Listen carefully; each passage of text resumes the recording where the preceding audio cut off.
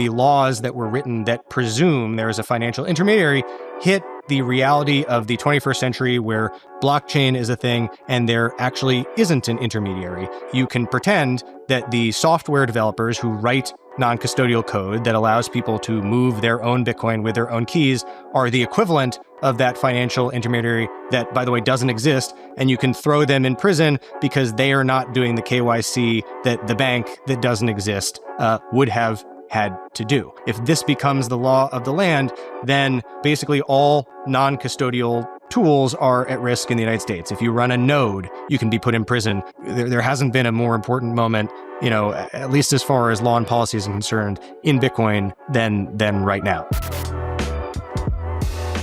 What Bitcoin Did is brought to you by our lead sponsor and massive legend, Iron, the largest Nasdaq-listed Bitcoin miner using 100% renewable energy. Iron are not just powering the Bitcoin network, they also provide cutting-edge computing resources for AI, all backed by renewable energy. So whether you're interested in mining Bitcoin or harnessing AI compute power, Iron is setting the standard. Visit iron.com to learn more, which is IREN.com. Zack Shapiro, welcome back. Thanks for having me again. No, thank you for coming on. I think this is a really important topic in Bitcoin. While everyone's out here fighting about op return, there's an actual attack on Bitcoin going on. The US government's actively attacking open source Bitcoin developers for writing code. So we're going to get into this. I don't think it gets covered nearly enough, which you must find frustrating. But probably the best place to start, we recorded a show in December on this with Roger, who's representing Bill? Yes. But I thought that show was great. It's one of my favorite shows I've done so far on the podcast. But let's start with you just giving some background. What's going on with the Samurai case? Lay out some context, and then we'll get into the changes. Yeah. So first, let me zoom out and give my brief pitch, notwithstanding the op return drama, why I actually think this is the most important issue in Bitcoin right now. Look, in my view, even more important than the SBR, than the dev stuff. Okay. So why did Bitcoin succeed in the first place? There were attempts to do digital cash before Bitcoin. There was DigiCash, there was Eagle, there was Liberty Reserve. Ultimately, these all failed because there was a centralized party that administered these digital currencies. And what Satoshi figured out in the white paper, especially through proof of work, is that you could actually create genuine peer-to-peer digital cash. And the peer-to-peer in the title of the white paper is important, and the cash is important in the white paper because what is different about Bitcoin than its predecessors is it is much more like when you transfer Bitcoin, handing a dollar bill, physical bill from one person to another than it is like sending money through the traditional banking rails, like through Venmo, where it feels like it's instant, but really it's, lots of banks talking to each other and weeks to settle on the back end. And because this is a peer-to-peer system, because there is no financial intermediary, Bitcoin figured out a trustless system for people who don't otherwise trust each other to be able to reach consensus. There was no company to go after. You were able to have a pseudonymous founder who could go away. And, at this point, it doesn't matter who Satoshi is. And that is why Bitcoin is amazing. And that's where all of this came from. Now, our laws in the United States that regulate movements of money were written before a time where there was a possibility to move money electronically without an intermediary. Before Bitcoin, that just wasn't a thing. And so necessarily there would be some intermediary that you could regulate. And what the Samurai Wallet case and the Tornado Cash cases are about is this conflict we have hit where the laws that were written that presume there is a financial intermediary hit the reality of the 21st century where blockchain is a thing and there actually isn't an intermediary. And so either you can write new laws that deal with a world where Bitcoin exists, or as is happening in these cases, you can pretend that the software developers who write non-custodial code that allows people to move their own Bitcoin with their own keys are the equivalent of that financial intermediary that, by the way, doesn't exist. And you can throw them in prison because they are not doing the KYC that the bank that doesn't exist would have had to do. And if this becomes the law of the land because judges don't understand this and prosecutors don't understand this and they don't necessarily understand what the stakes are and they're okay with the collateral damage of setting this bad precedent. If this becomes the law of the land, then, basically all non-custodial tools are at risk in the United States. If you run a node, you can be put in prison for not KYCing all the transactions that go through your node, despite the fact, of course, you can't KYC transactions that go through your node. Bitcoin miners could be thrown in prison for not KYCing the transactions that they add to the blockchain, although of course they can't KYC those transactions. Ditto lightning routing nodes, just basically, non-custodial wallets, right? If you write a wallet that allows people to generate their own private keys, you could go to prison if people use that wallet and you don't KYC them. So I want to start and then perhaps end with the most important part of these cases. We're going to talk about a lot of shocking developments that came out recently. It's deeply unfair to the defendants in these cases who are facing years or decades in prison. But the thing that I want listeners to hear, and the reason why I keep pounding the table about these cases, is it delves from this complete misunderstanding about the way that Bitcoin works. And, we run the risk of setting bad law that can backdoor ban the direct usage of Bitcoin and crypto in the US. Yeah, and we saw some of those chilling effects after the arrest of Bill and Keone. Phoenix Wallet pulled out of the US. Wasabi pulled out of the US. The Wasabi one probably makes more sense because it's kind of similar to Samurai.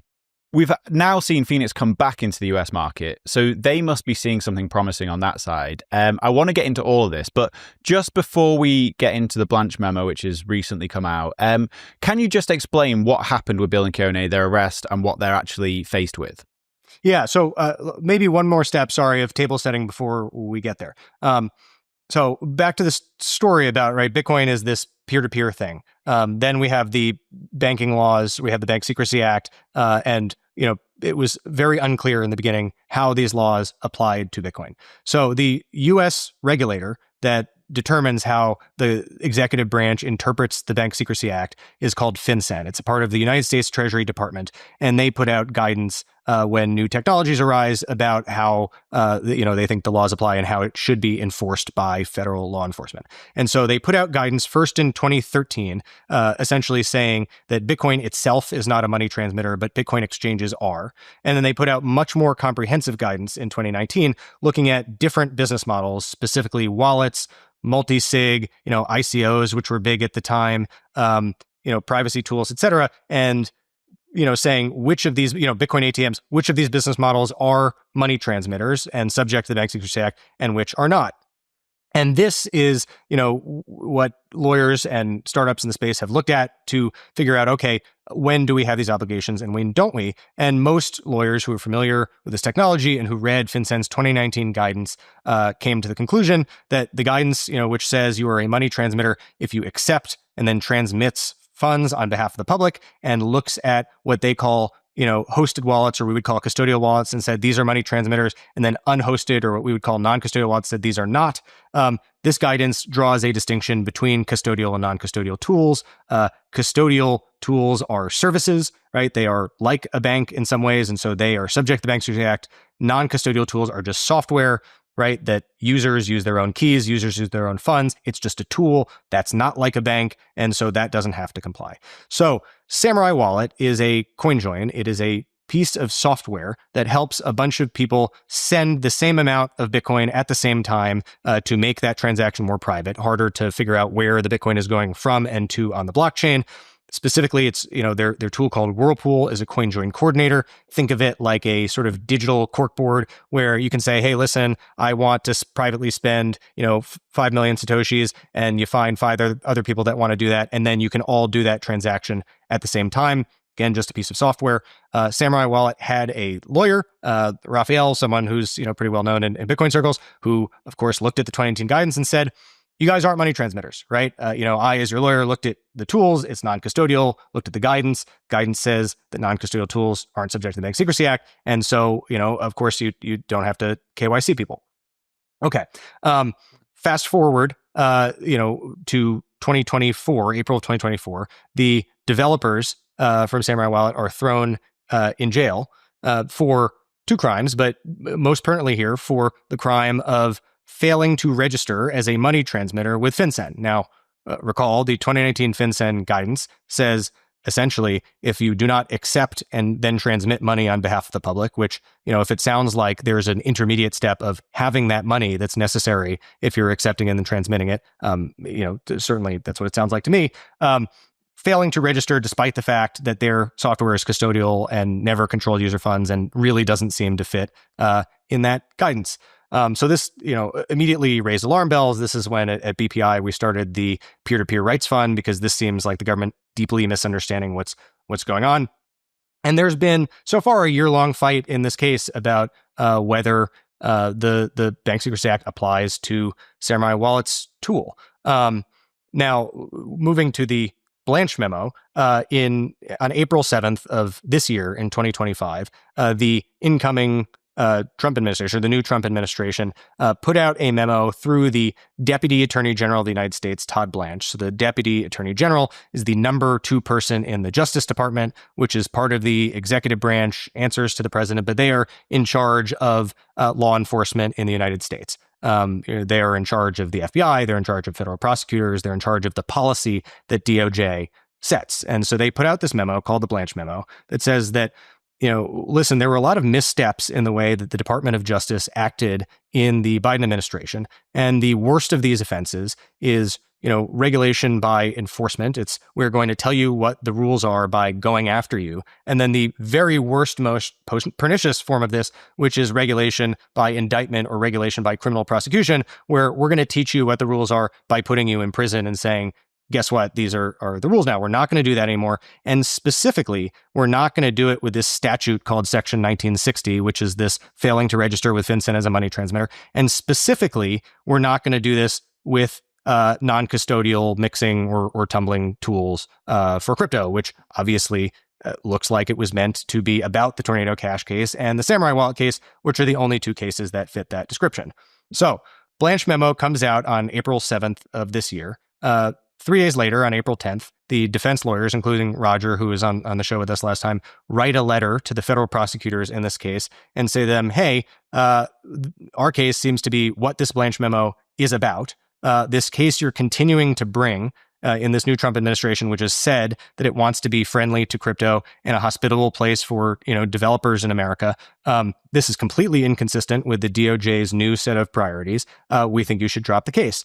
And they met with the prosecutors, and prosecutors said, okay, we'll pause the part of the proceedings we were at, these motions, and we'll decide whether we need to drop this case under the Blanche Memo. So 1 month after that, early May, this week, on Monday, the prosecutors still haven't decided whether the Blanche Memo, which seems to be about their case, applies to them, which is pretty strange.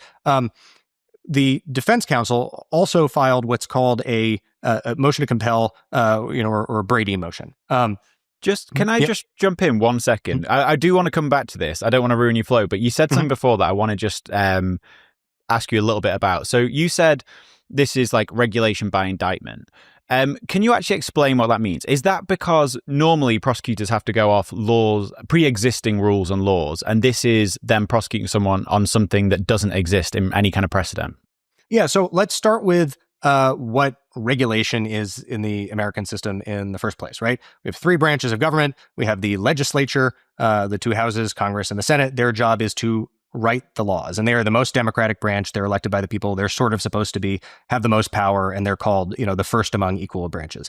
Then you have the executive branch, which is supposed to enforce the law, and then you have the judiciary, which is supposed to, figure out disputes, or when there are different, interpretation of the law challenges, the judges do that. Okay.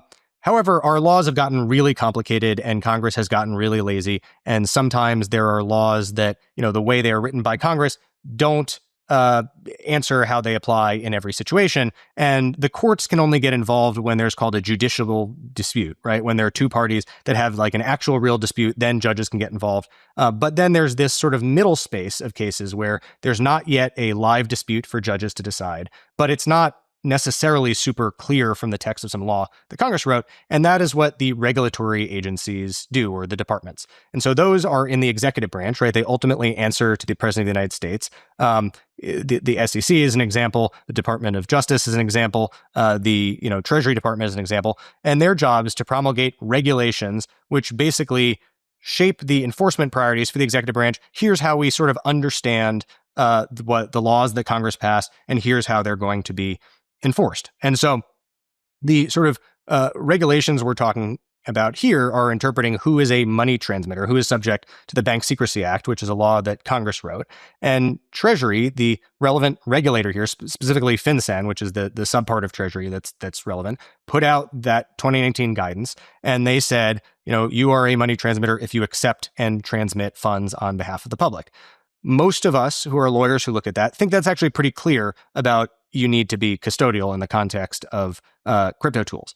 To the extent that there is any ambiguity about that, the regulation by enforcement point is that it should be FinCEN. The Department of Justice should go to FinCEN and say, hey, you regulator who is an expert in this topic, you tell us with this specific fact pattern whether you think this is money transmission. Is this or is this not what you meant by the 2019 guidance?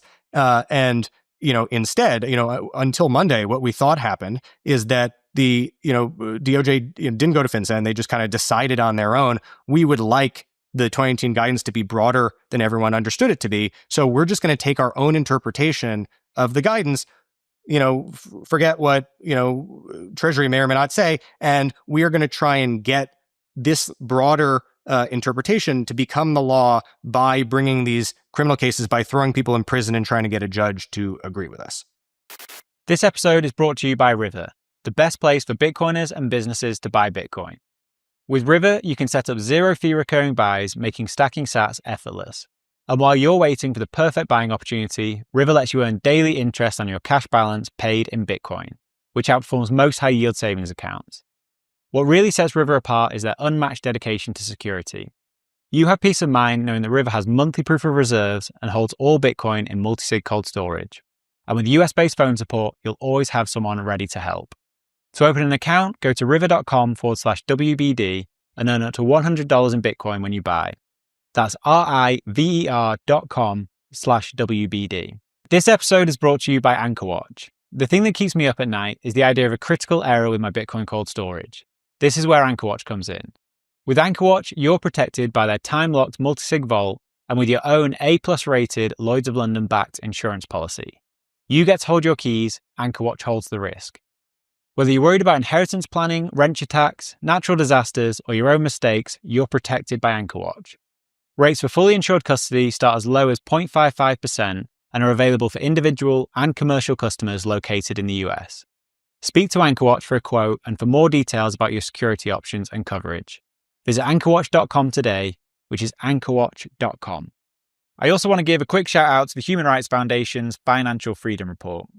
This is their weekly newsletter that drops every Thursday, and it covers how authoritarian regimes use money as a tool for control and how people are pushing back against that using privacy tools and, of course, Bitcoin. It's an amazing newsletter, it's pure signal, and you can subscribe for free at financialfreedomreport.org. But that's terrifying, not even just within Bitcoin, just in general, that's a terrifying thing to happen. Like, essentially, you can be running a completely legal business, you're following the law, you get black-bagged, put in prison, and they'll try and prove that you're not following the law. Yes, they'll try and expand the law through criminal prosecution because we have what's called a common law system. So it's the same thing you have in the UK. When a judge says something in a legal decision, that becomes the law. And so you can use, either civil prosecutions like the SEC was doing with crypto or criminal prosecutions like the Tornado Cash and Samurai case to try and get the legal result you want. And the Blanche Memo says, like, this is absolutely terrifying and not appropriate, and we're not going to do this anymore to the crypto industry. And is the Samurai case and the Tornado Cash case the first example of this happening? Certainly not the first example of regulation by enforcement, right? I think there is, I don't know the full history of this, but that's something that has been alleged and has probably happened for a long time. And look, as much as I think there's a lot of bad behavior in like crypto VC land, there certainly was a pretty good example of regulation by enforcement happening with Gary Gensler at the SEC with his interpretation of the securities laws, right? So even within crypto, there are other cases of this, but it is one thing, a bad thing. It's one thing to do it through civil enforcement actions by the SEC. It really is another thing to do it by criminal prosecution, as happened here. Yeah, that's terrifying. Okay, sorry, I cut you off there. You were talking about the pause that was happening. Do you want to carry on from there? Yeah, so the pause is happening. We're a month in to the prosecutors trying to decide whether this 4-page Blanche Memo that seems literally about their case applies to their case. And then we learn this just incredible thing on Monday. So other background here, there was this old United States Supreme Court case called Brady. And Brady says if you are a prosecutor, if you're the government and you're trying to put someone in prison and you become aware of some fact that would make it on balance more likely that the person you're prosecuting is innocent, right? It is some good fact for the defense. You constitutionally, at least before trial, have to turn that over to the defense so they can use it to make their argument. On top of the Brady decision, sometimes you hear a Brady violation. Technically, you can't have a Brady violation until a trial has happened. But on top of that, there is a rule of criminal procedure 5F, which allows judges to set their own more stringent Brady rules. So Judge Berman, who is the federal judge in the Samurai Wallet case, had a 5F rule that you have to turn over any Brady material within 2 weeks of the indictment or of when you learn about that information. Okay. So there wasn't any Brady material, or at least nothing important to speak of that we had heard about until Monday. And then on Monday, apparently post Blanche Memo, in response to a specific Brady request, because the defense is allowed to say, listen, we think X, Y, and Z thing is exculpatory. Do you have it? Does it exist? And so one of the things the defense asked quite recently of the prosecutors was, did you actually talk to FinCEN, right? FinCEN wrote this guidance that lots of people, including the Keone and Bill's lawyer, thought meant that, non-custodial tools were not subject to the regulations you're charging them with breaking. Did you ever talk to FinCEN about what they thought about this applied? And shockingly, the answer was yes. 6 months before the prosecutors brought this case, in August of 2023, these specific prosecutors who are prosecuting this case today went to FinCEN. They asked FinCEN, they said, listen, we're thinking about bringing this Samurai Wallet prosecution. Here's what Samurai Wallet is. Here's how it works. Here's what the technology is. Is this money transmission? FinCEN said, no, it is not. The way we decide whether something is money transmission is whether it's custodial or not. This is not custodial. It's not money transmission. We don't think you can make out these charges. Prosecutors said, thank you very much, waited 6 months, and then threw the developers in jail anyway, and hid this conversation that they had with FinCEN for a full year from the defense, despite the specific rule from this judge that you have to turn over this type of material within 2 weeks. And that is what came out on Monday, and that's just insane. And by the way, in the meantime, there was this Tornado Cash case, which is further along than the Samurai Wallet case, where there was a motion to dismiss. So in the federal system, judges decide issues of law, juries decide issues of fact. And so if there's like a purely legal question, the judge gets to decide it. And in Tornado Cash, they said, listen, purely as a legal matter, because the Tornado Cash smart contracts are non-custodial, even if we assume all the facts the government's alleging are true, right? North Korea, laundered funds, et cetera, you can't make out a charge for money transmission because it needed to be custodial. And there was briefing and arguments back and forth between the defense and the government. And the prosecutors, 6 months after the Samurai Wallet talked to FinCEN and got this answer from FinCEN, the Tornado Cash prosecutors argued, actually under the FinCEN guidance, what FinCEN meant was that you can prosecute non-custodial privacy tools. And so that raises the fascinating question of, did the Tornado Cash prosecutors know about the conversation the Samurai Wallet prosecutors had with FinCEN and were deliberately misleading the judge in that case, leading to the awful ruling we got in Tornado Cash? Or did one set of prosecutors in the same U.S. Attorney's Office, the Southern District of New York, it's like a pretty small building, did one set of prosecutors working on the same really important legal issue as another set not tell them, which is also really bad, but it's one of those two things. I mean, that's just awful. So you said before, you thought like one of the things that you were fighting for was to try and help them understand this because you thought they had a deep misunderstanding, but they clearly didn't. They clearly knew exactly what was going on. They were told that this was not money transmission, but they went, fuck it, let's arrest them anyway. Yep. I mean, there's no other interpretation at this point. That's what the Brady disclosure said. And then in terms of them holding that information back for 12 months, in that time, the defense has just burned, I don't know, millions of dollars, presumably. The life savings of the defendants, yes. How is that allowed? And assuming that's not allowed because they're meant to disclose this earlier, what will the judge then think of that? Surely this is going to piss the judge off. So, I mean, it's not allowed, right? We talked about this 5F rule. It's just, they're not allowed to do this. And obviously it's horrible for any number of reasons. The judge yesterday did what's called a memo endorsement, which is, this really shorthand way. So the defense filed this letter on Monday saying, this is what we got from the government. This is really shocking. We want to have a hearing before you, judge, and make the government explain themselves, right? Like, why didn't they tell us this? Why did they think it was appropriate to go forward with this prosecution? And the judge basically stamped that and said the government has to reply by noon on this Friday, on May 9th. So yet to be seen. Legally, the judge has a wide array of things the judge could decide to do here. The judge could decide to do nothing, and it could just be a slap on the wrist. The judge could personally sanction the government lawyers, right? Slap a fine on them. Or the judge could go as far as to dismiss the case. So this show is going to go out Friday morning. So go and check out Zack's Twitter. I'm sure you'll be covering it. But if they fine the prosecutors, I assume none of that fine goes back to the defense in order to help cover some of the funds that they're spent pursuing something they never needed to pursue. No, I don't believe so. Okay. So in terms of dismissal, you said that's one of the options the judge has. How likely do you think that is?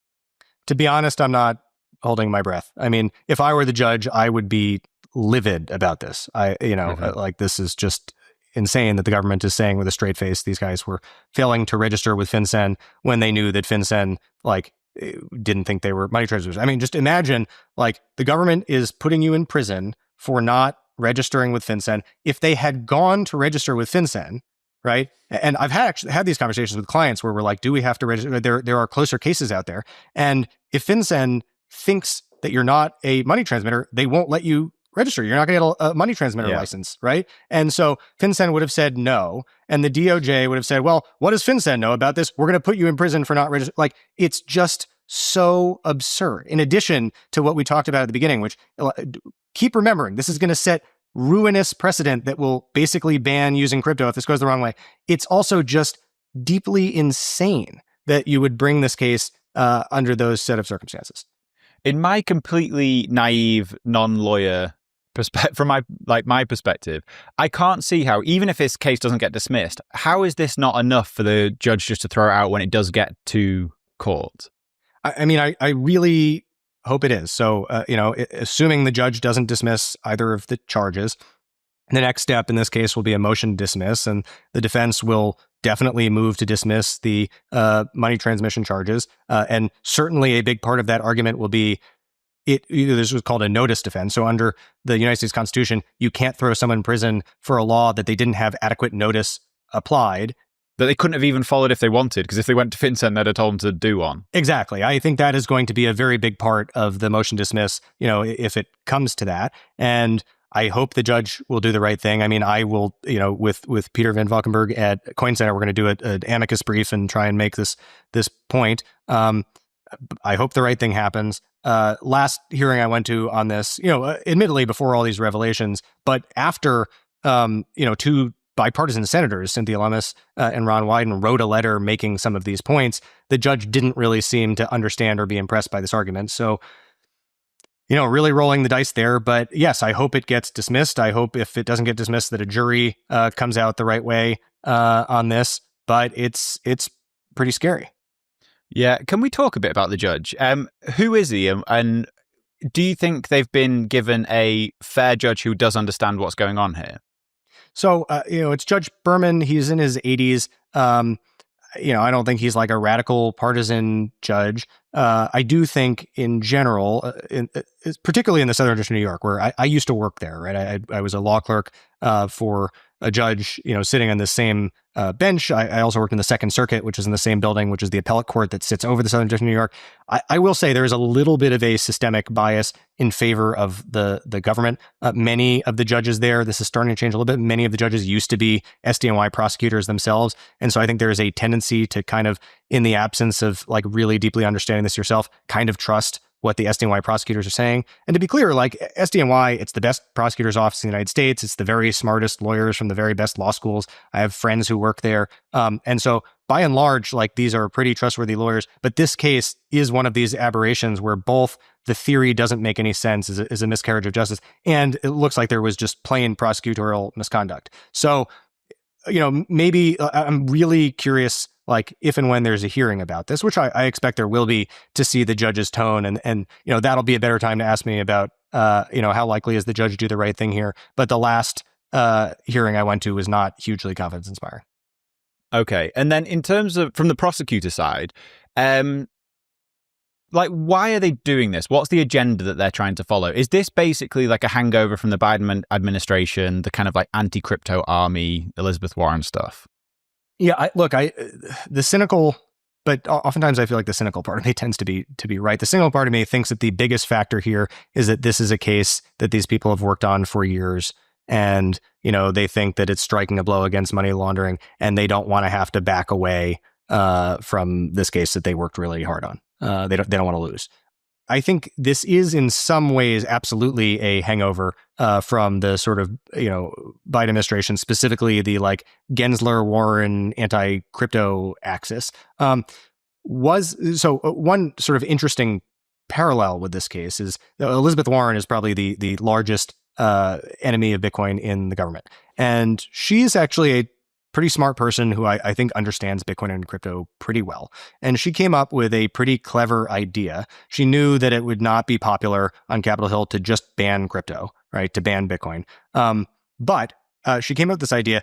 What if we create a law that is effectively a ban on Bitcoin and crypto? And then we convince a bunch of other, mostly Democratic senators that this is a light touch regulation. And I'll tell you where that term comes from in a second. And she did that. She created this bill called the Digital Asset Anti-Money Laundering Act, or DAMLA.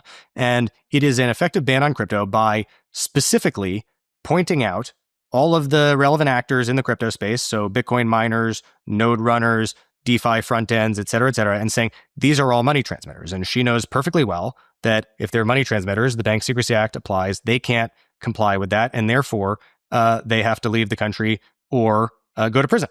Right? This is exactly the precedent that we're staring down the barrel of in Tornado Cash and Samurai Wallet. And that was what Elizabeth Warren used to try and kill crypto. And, I went to one of the co-sponsors of this bill, who's a Democrat, and I said, listen, I'm not sure if you understand like how damaging this bill is. And they're like, oh, don't worry, we'll massage it in the final version. We think this is just light touch regulation, but that's the intent. And it's just like, look, couldn't figure out a better advertisement for BPI about how necessary education is in Washington. But like, what a sales act to ban Bitcoin and crypto and convince your colleagues that this is light touch. I don't think that, so DAMLA is an intentional shot at killing Bitcoin, or at least like sovereign usage of Bitcoin. I don't think, but I could be wrong. I don't think that this prosecution was exactly that. I think this was a mandate from the prior DOJ that, listen, we don't like money laundering using crypto. We don't like money laundering. We also just don't like crypto. And so we need to find legal theories that will allow us to shut this stuff down. And this seemed like a good target, right? It is true the defense in this case tweeted some unwise stuff at some point in time. And they just don't care about the collateral damage, and they don't care about, whether the theory makes sense. This is, a legal theory that, for the same reasons that we should be very worried about it, right? Because there's no end point to this, and it can apply to everything in Bitcoin. That's a very powerful tool for prosecutors. And if they can just call software developers, money transmitters and throw them in prison, then it's very easy to get them to, rat on whoever, and it gives you a lot of power as a prosecutor. And so I think this may or may not be a direct attempt to kill crypto as a whole, but I think at least it is an attempt to gain a huge amount of leverage at the industry's expense to be able to go after whoever they feel are bad actors. The DOJ is technically independent, is that right? That is a really important and hotly debated question right now. Okay. There is a important sort of governmental philosophical question about the executive branch and to what extent various agencies, right, everything from the DOJ to another hot button one is the Fed, whether those are, truly independent, or whether, because they're in the executive branch, ultimately they answer to the president and serve at the pleasure of the president, and anyone can be fired by the president.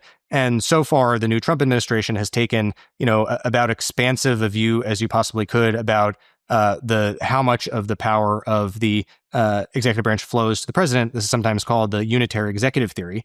And to steelman it, their argument is there is exactly one person in all of the executive branch who is elected. It's the president. Nobody else is elected. People elect the president because they have a set of issues that they presumably agreed with the president on when he was running for president. And to the extent that the president, as the elected representative, wants to do stuff with the executive branch, and there are unelected bureaucrats who say, no, we don't really think that, we agree with the president on this, so we, elected by no one, are going to do this other thing. That is not a real reflection of the sort of democratic American system. So that is the argument in favor of there really isn't or shouldn't be much independence. The other side of the argument is you have experts and you have people who are lifetime bureaucrats, and they know better about their subject matter, and they're maybe sort of less blown around by the winds of politics, and so they should be able to do their thing sort of free of whatever the day's political considerations are. But that's an incredibly sort of complex legal and political issue playing out right now in America. Yeah, I can see that side of the argument in the sense that they're not confined to the 4-year term, and they're not trying to constantly look for re-election, that they have a longer term view on this stuff potentially. Right. But if it is technically independent, in practicality, how much of an impact will the administration have? And the reason I ask that is because obviously this whole prosecution started under the Biden administration. Trump's come in claiming to be pro-crypto, pro-Bitcoin. Do you think that can change the sort of dynamic in this case? Yeah, so I think here we need to distinguish a little bit between law and policy. I think there is an interesting legal question about whether the Fed is independent or not. I do not think there is so much of a legal question about whether the DOJ is independent or not. It is legally basically not independent. There is a policy that the DOJ and prior administrations have had about giving independence to the DOJ and having it not sort of serve the pleasure of the president. If you ask either political party, they will always accuse the other political party of violating that. And, in the Obama administration, people said that Eric Holder was doing whatever Obama said, back and forth each administration. But at the end of the day, the president is in control of the DOJ. And we saw a lot of this in the prior Trump administration, where Trump fired the head of the FBI, who's in the Department of Justice. So ultimately, at the end of the day, as a legal matter, whatever the president says, unless the president is breaking the law or going beyond his powers, goes with regard to the DOJ. So if the White House wants to get involved, ultimately that really can and should carry the day. And spoiler alert, I think that's where we would like this to go in this particular case. There's another important distinction here between what is called within the DOJ, what's called main justice, which is the attorney general and the folks who are in DC, who sort of set policy, and then the U.S. attorney's offices, which are the satellite offices. They're like little law firms of the DOJ, and they're in each sort of judicial district in America.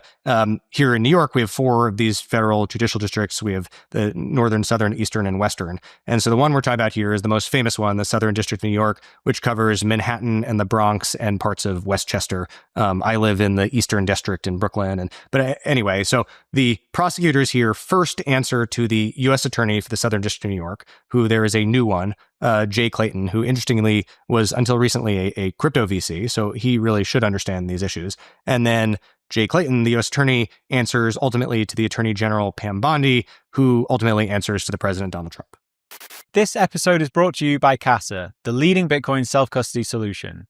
I've been using Casa since 2019, and I can't recommend them enough. Casa have options for all Bitcoiners, from a 2 of 3 multisig to a 3 of 5 and a private client option for absolute best-in-class security. Casa also do inheritance, which I very recently set up, and it really couldn't be easier. My inheritance plan has gone from a vague treasure map for my wife to a rock-solid security plan that I have total confidence in. To find out more about Casa, go to casa.io, which is casa.io. This episode is also brought to you by Ledger. If you're serious about protecting your Bitcoin, Ledger has the solution you need. Their hardware wallets give you complete control over your private keys, ensuring that your Bitcoin stays safe from hacks, phishing, and malware. With Ledger's easy-to-use devices and the Ledger Live app, managing your Bitcoin has never been more convenient. Whether you're a long-time holder or new to the world of Bitcoin, Ledger makes it simple to keep your assets protected. If you want to find out more, visit ledger.com and secure your Bitcoin today. That's ledger.com. David Bailey's on the board of BPI. He is obviously close with the Trump admin. He was very instrumental, I think, probably in getting Ross freed. Do you think you could potentially go down that track, try and go directly to Trump with this, and try and have this case kind of? I don't know what he could do, whether he could dismiss it or if he can have influence over this directly. Yeah, so Ross Ulbricht was a different case, different sort of legal posture. So he was already convicted. He'd already served a bunch of prison time, and then he was pardoned by the president. I think there were good reasons for that. The 2 life sentences, I think, was very harsh for what they were able to prove in his case. That could happen here, but that really wouldn't be the optimal outcome. We actually want the Department of Justice to drop this case before it gets anywhere close to that. Now, is that because then it sets legal precedent? Yes. And the pardon doesn't necessarily erase the legal precedent. And later perhaps we should talk about the more permanent fixes, because even dropping these cases doesn't erase all of the damage from the already existing Tornado Cash decision that is still quite bad. But the immediate sort of emergency thing here is, especially in light of these revelations, especially in light of the Blanche Memo, these cases need to go away. I think before it rises to the level of Donald Trump himself, right? I don't know if Donald Trump understands the sort of nuance of the legal questions involved here. He's certainly a busy guy, and this is a somewhat of a technical question. I would think the most logical person to intervene if SDNY doesn't do the right thing and drop the case would be Todd Blanche, who wrote the Blanche Memo, who said explicitly, we're taking Donald Trump's mandate, we're taking Donald Trump's executive order about how we're going to treat the crypto industry going forward, and here's how we're expressing it through DOJ policy. Specifically, we're not going to do regulation by enforcement, especially not regulation by prosecution, and that is specifically going to apply to these types of money transmission prosecution against privacy services. The DOJ seems to just not be listening to the memo. They are flying in the face of department policy, and by the way, they were undergoing deep prosecutorial misconduct. If I were Todd Blanche, I would certainly want to be involved in this case and take it out of the hands of the blind prosecutors, who it's hard to understand as do anything other than insubordinate at this point. I don't know if you can say, but have you had any conversations with him? With Todd Blanche directly? No. I mean, we're certainly sort of pursuing all angles here, and I can't get into the details there because, as you know, sort of politics is messy. But I will say at this point, I think our best path forward is a political fix here, and I think a political fix here is entirely appropriate. Okay, so let's sort of project forward a little bit. What do you think are the next things to happen? Like, what will happen with this pause? Do you think there's a chance the case gets dismissed? How do you see this playing out? So the pause will last until the prosecutors give the defense an answer about whether they're going to drop the case or not. I will say my guess is they're not going to do that. I think if they were going to do that, they would have done that. I don't think that is going to be the resolution. Then there's, likelihood going to be a hearing with the judge about this Brady disclosure. That's going to be fascinating. I very much hope to be able to be there in person. And the judge could decide what remedy the judge wants to pursue, up to and including dismissing the charges. I think that is more likely than the prosecutors doing it, but I think ultimately pretty unlikely there. And so then the question is what we're just talking about: is the Department of Justice, or above them, is the White House going to intervene to say you can't go forward with these cases that are unfair and against our policies, but are also going to just completely directly create an inhospitable environment for the crypto industry in America, when we've said that it is a priority for that to be here and not in China. So again, that's really what we're hoping for and trying to bank on at this point. I think that is the most likely favorable resolution. But then if that doesn't happen, then the cases go forward. There's going to be a trial in Tornado Cash. There's going to be a motion dismiss, and then a trial in Samurai Wallet, and the chips are going to fall where they may. But that's going to be a pretty scary scenario. Now, let's say that things do go the right way, right? Let's say, for example, that Deputy Attorney General Blanche does step in. The prosecutors do drop the case under his direction. What are we left with? So it's great for the defendants, other than what they were put through and the expenses and the trauma. But at least these cases are not going to go forward and set continuing worse precedent. But there is this bad decision hanging out there in Tornado Cash, where Judge Fela, the federal judge in that case, also in SDNY, said that the Bank Secrecy Act doesn't require custody or control. And that's just hanging out there as case law. So how do we fix that? And there are two responses. Peter at Coin Center put out a good piece on this. I'd recommend that listeners read. But he gives what are the two more permanent fixes, which I think are the two things. One is Coin Center has supported this case called Llewellyn versus Garland. Llewellyn is you're allowed to bring a case against the United States government if you have a live dispute or if there is reason to think that the thing you're going to do is going to get you in trouble, including being criminally prosecuted. So Llewellyn is a software developer who wanted to create a non-custodial protocol, but he's saying, I'm afraid to do that because I'm going to be treated as an unlicensed money transmitter and I can't comply with the money transmitter regs, and I don't think that's what the guidance says. And so I'm suing the government to get a judgment from a judge that the Bank Secrecy Act does require custody and control.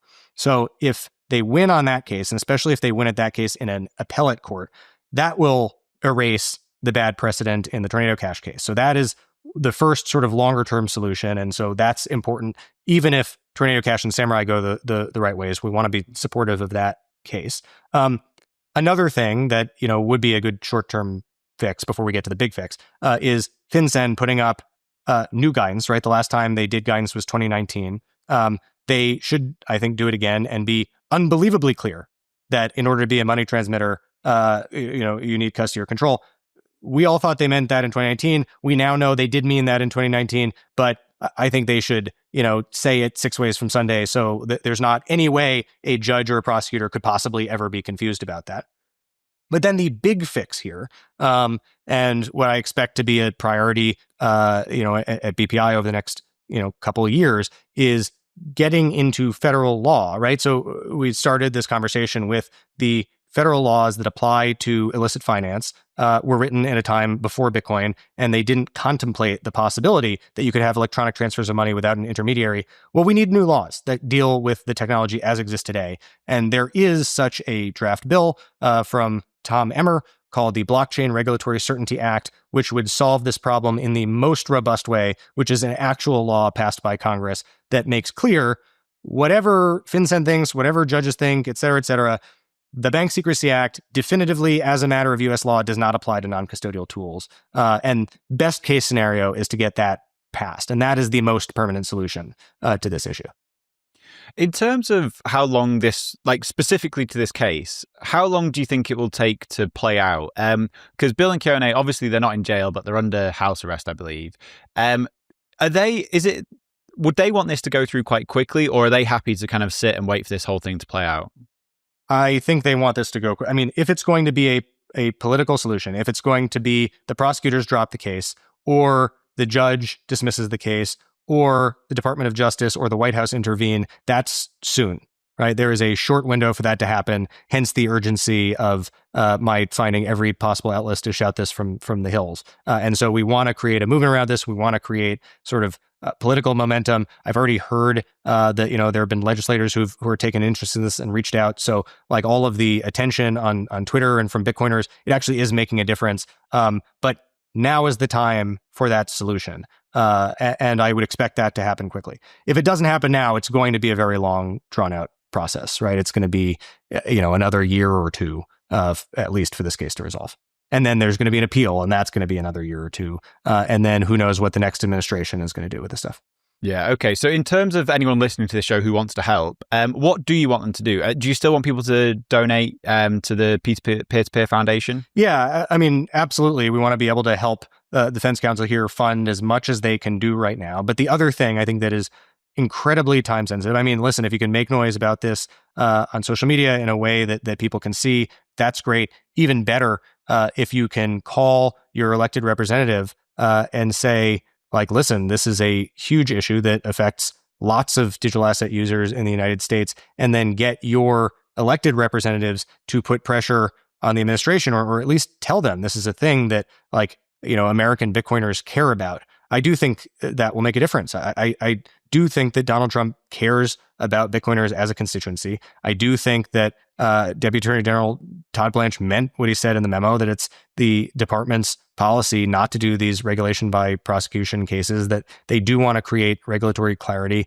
and not have sort of prosecutors run wild. And I think making sure that this rises to that level, that they see this is something people care about and matters, that's incredibly important. So, letting your voice be heard, there hasn't been a more important moment, at least as far as law and policy is concerned, in Bitcoin than right now. It's a big claim, but I really do think it. Yeah, I wholeheartedly agree with that. Okay, cool. So Friday, we're going to find out at least one of the decisions. Not necessarily decisions. We're going to find out the prosecutors have to respond. So the defense requested that there be a hearing in front of the judge where the prosecutors have to explain themselves. The prosecutors are going to reply to that request in writing. I see. And that reply has to be by noon on Friday. Okay, so we'll get something will happen on Friday. This show will go out a little bit before, so head over to Zach's Twitter if you want to find out a bit more. I'll make sure that's linked. But Zach, before we close out, I do want to just talk to you a little bit about what's going on in DC at the moment. Because I remember last time we spoke, which was Trump had been, he'd won the election, but he hasn't actually been inaugurated yet. So at that time, you were fairly skeptical, I think, about the SBR. What is your take on that now? Like, obviously, they've said a lot of stuff. They've not really done a lot of stuff. What do you think is going to play out over the next year? First of all, I was absolutely surprised by how successful the SBR efforts in the time between when we last spoke and now. And I think, even the executive order we got is a huge step and a huge, shift in the Overton window. And that itself is an incredible accomplishment from the Bitcoin community and specifically, policy folks and my colleagues at BPI, and awesome. There is a bigger legislative version of the SBR, which still is a bit of an uphill battle, right? The form we have right now is Senator Lummis's Bitcoin Act, which has the government buy 1 million Bitcoin over 5 years and hold for at least 20 years. And then there's now a companion bill in the House, and there are co-sponsors, and so that's all great. And there's the mechanism to pay for the Bitcoin in the Bitcoin Act is a revaluation of the U.S.'s gold certificates, and that's actually become quite a big political issue in D.C. around what's called the reconciliation bill.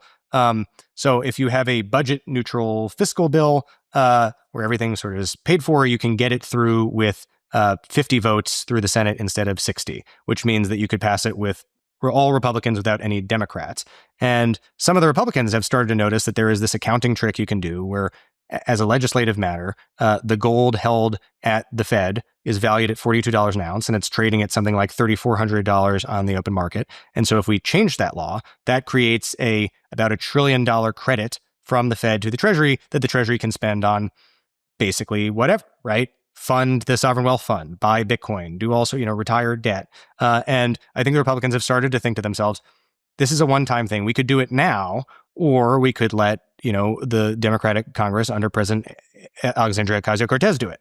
And perhaps now is preferable. And so one thing to watch on the legislative SBR front in DC is, with reconciliation, are they going to revalue gold? And then are some of those proceeds going to be used to fund the now existing SBR in a big way? And so that's exciting. The thing that I've not quite understood about the revaluing of the gold is, at some point in time, someone's going to do it.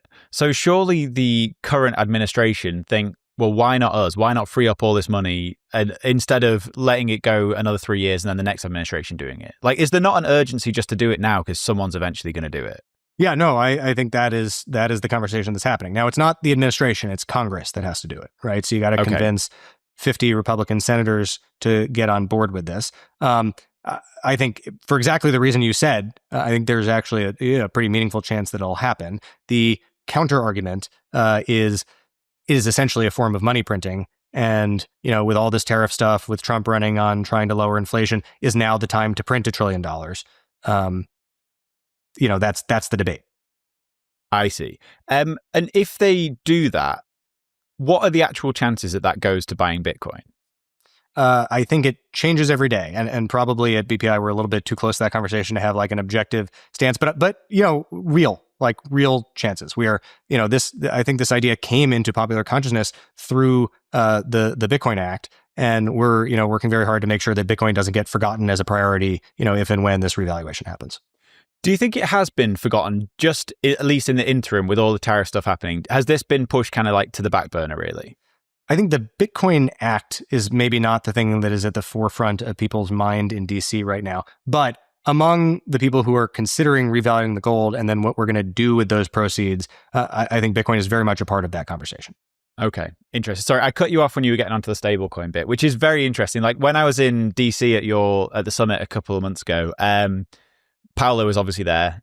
I'm sure he was there exactly for this reason. So will you give us a bit of an update? Tell us what's going on. Absolutely. So the administration has said that the first legislative priority that they want to support, and at this point, the sort of Democratic Party, which controls both houses in the legislature, really does answer in a big way to the White House. It's a very top-down Republican party, and so Congress follows, is stablecoin legislation.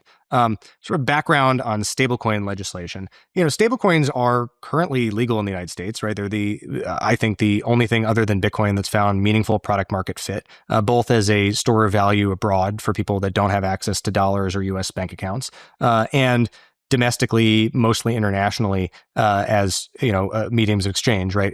I have international clients. I'd prefer to get stablecoins as payment than an international wire that takes forever. So you don't need the Stablecoin Act to legalize stablecoins. What you need it for is, arguably two things. One is consumer protection. There's a lot of concern, I think sometimes bordering on FUD, about what is backing the stablecoins, especially you hear a lot of this conversation around Tether. Although I think that conversation has moved on a little bit. You'd be surprised. You'd think, given that Tether is now the most profitable company like ever in history per capita, and you've got Lutnick in the cabinet, that conversation would have moved on, but you still hear a lot of it. And so one of the big parts of the Genius Act, which is the sort of dominant version of the stablecoin bill, is about what kind of instruments you can back stablecoins with. It needs to have essentially one-to-one backing. And there's the consumer protection that if you're going to call something a stablecoin, you're going to say this is pegged to the dollar, like what is backing that promise? And it's pretty strict on that front. And it doesn't, for example, allow you to pay yield on your stablecoins. You can't tokenize treasury bills under this act. The other thing it does is to give regulatory clarity to the rules of the road. And some of this is about KYC, AML stuff.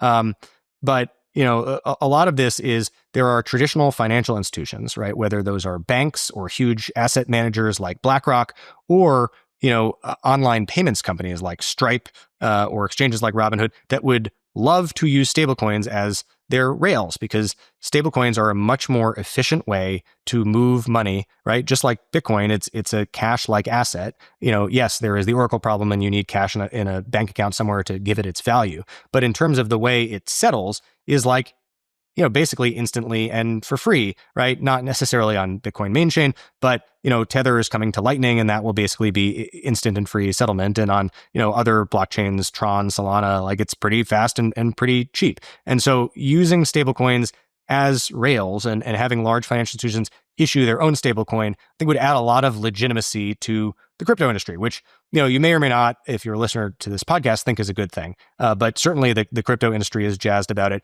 And Wall Street is like really jazzed about it, right? They don't really understand why, Solana or Shiba Inu is valuable, but they get, stablecoins. Oh, it's worth $1 and we can move it on blockchain rails, and, it settles right away and we don't have to pay, network fees. So this is something that I think the main effect of stablecoin legislation getting passed will bring traditional finance into crypto in a big way. Now, the behind the scenes drama in DC for months now about the stablecoin bill has basically been a, not so secret knife fight between the two biggest stablecoin issuers, Circle and Tether. Circle has positioned themselves as the Wall Street darling, the heavily regulated domestic, wrap yourself in the flag American stablecoin company. And Tether is all about bringing the dollar abroad to people that don't otherwise have access to the dollar. And Tether is bigger, and like each of them have done some lobbying, but certainly Circle has had a much bigger and more intense lobbying ground game in DC. And so they've been trying to put provisions in all the draft stablecoin bills that try and push Tether out of the way. And so the last sort of big compromise was the the leader put out a updated version of the Genius Act that had a fairly anti-Tether section that says that if you are a foreign stablecoin issuer, if the OCC, which is the banking regulator, decides at the end of 3 years they don't like you, you have to be delisted from all U.S. centralized exchanges. Anyway, this was the compromise that was reached. It's somewhat protectionist from Circle. It's not an outright ban on Tether. The only outright ban on stablecoins are ones that don't have the technology to follow court orders. So the Department of Justice, and courts can issue orders to freeze stablecoins, to confiscate them. They can issue warrants, and you need to be able to comply with those. And you can't be at all in the United States. You don't comply with it, but you can be a foreign stablecoin issuer. And if you're in the good graces of the OCC, you can even be on exchanges. So it looked like this was the price of getting it through, is making these concessions to Circle and Circle's allies. And it was going up for a vote on Thursday, which is now tomorrow and will be yesterday by the time this podcast comes out.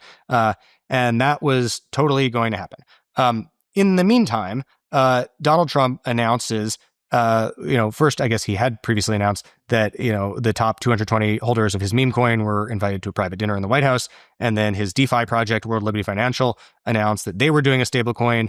And the Democrats, 9 of them, which are relevant to this bill getting through or not, said, we're not going to vote for the stablecoin bill anymore. They wrote an open letter. We think that the stablecoin bill will just allow Donald Trump to corruptly make money. And so we're out. And by the way, we also think the KYC requirements aren't enough.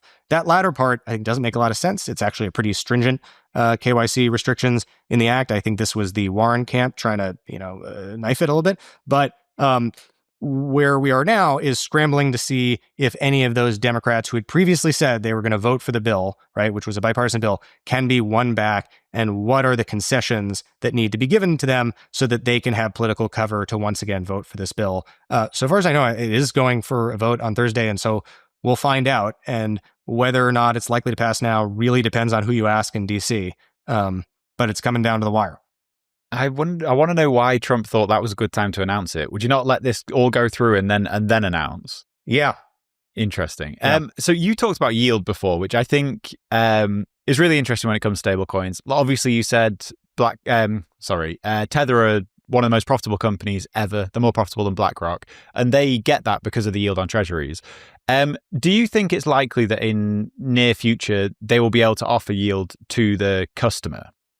So on the path we're on, yield for the customer. So here's the problem with yield for the customer. There's a legal issue. There was a question for a long time whether stablecoins were securities. I think if Kamala Harris had won the election, I think there's actually a pretty good chance the SEC would have come out and said, we think all stablecoins are securities, and basically shut down the stablecoin market. As it stands, we have guidance from the new Trump SEC under Paul Atkins that non-yield-bearing stablecoins are, in their view, not securities. And I think that makes sense, right? If you run the various securities law tests, there's the Howey test and the Reeves test. It's not an investment, right? It's just a dollar asset. Not true of yield-bearing stablecoins, right? If you look at what is a yield-bearing stablecoin, you can either look at it like a money market fund, which is a type of security, or a bond, a fixed income instrument, which is also a type of security. So there are things like tokenized treasuries, right? There's a company called Ondo that does this.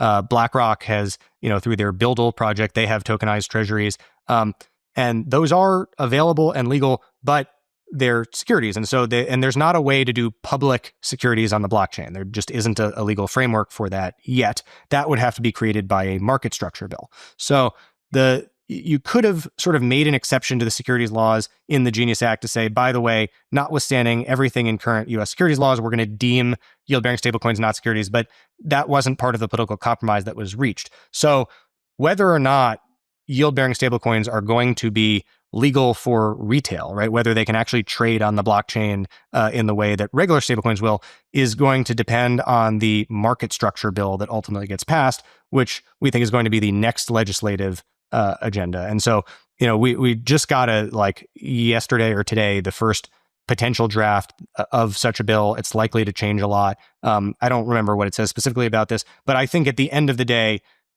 if we get a market structure bill passed, it probably ultimately will allow for tokenized treasuries, which is sort of the same as a yield-bearing stablecoin. So I've literally never used a stablecoin, but the reason I think that would be quite interesting is like right now it's a winner take all market. Like Tether dominate, USDC obviously have some market share, and if they were allowed to offer yield, I think that would really throw a cat among the pigeons and allow for probably better competition in stablecoin markets. Because I'm sure Tether and Circle don't want to have this. Like they would rather keep all of it themselves. Well, I think they'd like to. Yeah, I think that's probably right. But you know who really doesn't want yield-bearing stablecoins?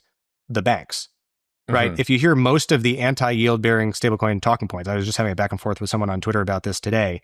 Banks are like, this will suck the liquidity out of banks because we like having people's money in a checking account where they can spend it easily, but we keep all the yield as the bank. And if you literally have an instrument you can spend, right, on the blockchain or through one of these like crypto credit cards, and that gives you vastly more yield in your bank account, why are you putting money in the bank? And so I actually think this is like terrible for the banking industry. And I think that is going to be the relevant political fight more than like Circle and Tether. I think Circle and Tether ultimately, if the rules change, will pivot to yield bearing stuff. Yes, their margins won't be as high, but they'll have some good sort of incumbent advantages. I think the real loser will be banks that like just deposits will be sucked out. And then totally. The real winner here will be the U.S. debt, right? I mean, there's like yields have gone up. This has been a huge issue. And we had Scott Bessent today talk about he thinks there's $2 trillion of demand for treasuries coming from stablecoins. Like, if we want people to buy our long-term fiat paper, there is no better policy I can think of than going, whole hog on stablecoins and tokenized treasuries. Yeah, I think the other winner there is people in the global south who are using stablecoins to get out of hyperinflation, and then they can also get a yield on that. I think that's pretty cool. Yes. There's a lot of obviously conversation where basically, like in this stablecoin market, USDC, as you said, heavily regulated. They're very much like the good boy in the scenario. And then you have Tether, who are kind of sat outside of it a little bit. They're now obviously working very closely with the US government. How do you think of that in terms of them being like a de facto CBDC? That's obviously a big conversation at the moment. Which one of the two? I think both, potentially. Yeah, I think this is a very relevant question this week.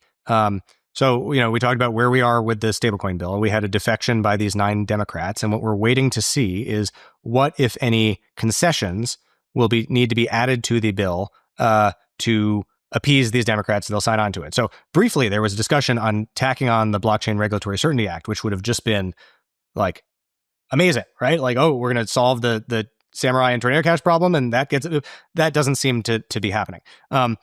2 of the things that are being floated, though, one is a amendment that would prohibit government officials from benefiting from starting a stablecoin, right? It's just aimed at the president. I don't think that this is going to be like, if that's the thing they add, I just don't know that that's good politics for Republicans to sign on to it, given the way Trump is with the Republican Party. So we'll see. I think that might be mostly a political stunt. But then the other thing that they could add is much more strict KYC, Bank Secrecy Act controls on peer-to-peer transfers of stablecoins, which is the only area where there is not that in the bill right now, where you if I'm giving you stablecoins, I have to know something about you. There needs to be reporting to the stablecoin issuer. There are all sorts of ways you could construct this. If that is the concession, which I really hope it's not, because that would create sort of an Orwellian nightmare. Yes, now any of the regulated stablecoins in the United States start to look more like the bad parts of a CBDC, right? They're not subject as directly, like it's not the Fed that's pulling the strings in the same way with an actual CBDC. It's not actually run by the government, but it becomes much more at least a surveillance dragnet, and that opens the door to, I think, other like bad stuff. But I think the likelihood of sort of private stablecoins creeping into CBDC territory, whatever the Genius Act ends up being, is the biggest threat to that, I think, more than decisions by people at Circle or at Tether. Although, time will tell. I could be wrong about that. Yeah, it'll be interesting to see how it plays out. Well, thank you so much for this, Zach. Is there anything that we didn't cover, probably especially on the Samurai case, that you wish we did? No, I mean, I think we covered it pretty thoroughly. I want to go back to the point I started with, though. I mean, we talked about a lot of what's ridiculous about this case, right? Putting people in prison for not registering with a governmental agency that didn't think they had to register. What the hell that these personal, defendants have been dragged through. But bigger than that, zooming out, we really do need there to be this legal distinction between custodial and non-custodial tools. If that distinction goes away, basically all Bitcoin related software devs and tools and users are at risk. If you run a node at home, you personally are at risk of criminal sanction if you can't rely on the 2019 FinCEN guidance. So this is an incredibly important precedential issue. And it just makes sense, right? Like saying that we have laws that apply to financial institutions and we can't find a financial institution, so we're going to hold the devs responsible and put them in jail is just an absurd way to go about things. It's not how the law should work. And folks should be outraged, and hopefully we get to the right solution here. But it's remarkable to think about the reason we're asking this question in the first place, goes back to this amazing invention by Satoshi, right? It is like we figured out how to actually do peer-to-peer cash online. And that's why we're even, having this conversation today. Yeah, so we need people to scream about this on Twitter. Like I said at the start, I really do think this is the most important story in Bitcoin at the moment. Op return is a small footnote when it comes to this. But I massively appreciate your time, Zach. I'll be following up, see what happens, and potentially we can do something again in a few months. Likewise. Thanks so much.